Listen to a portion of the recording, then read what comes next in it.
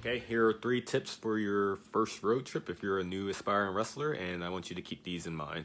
So number one, if you're going to get food at a rest stop, order your food first and then go do whatever business you have to do. So whether that be going to the bathroom, or if you're at a rest stop or like a Wawa, getting drinks, getting snacks, place your order first and then go do what you have to do. Because there's been too many times where I've had newer students or newer people to wrestling.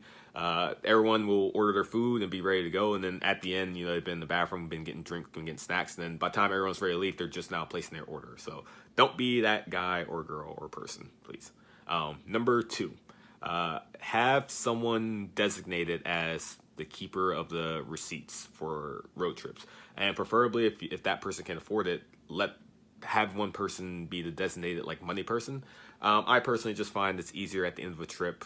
If me personally, I prefer to pay most, if not all, the trans myself, so that way at the end of the trip we don't have to waste time, like take 20 minutes after we're tired from a road trip figuring out who is owed what and everything, or whose receipts or what. I find it just easier if I just pay, take care of the trans, keep the receipts for myself, and then give them to the promoter, and the promoter can just give me back the money. So it just makes it smoother for the promoter, makes it smoother for the people in the car. We don't have to finagle with all the money and everything, or figure out whose receipts or what. Lastly, this one may be a new one for you, but and this one, the caveat with this one is if the driver is okay with the person riding shotgun going to sleep.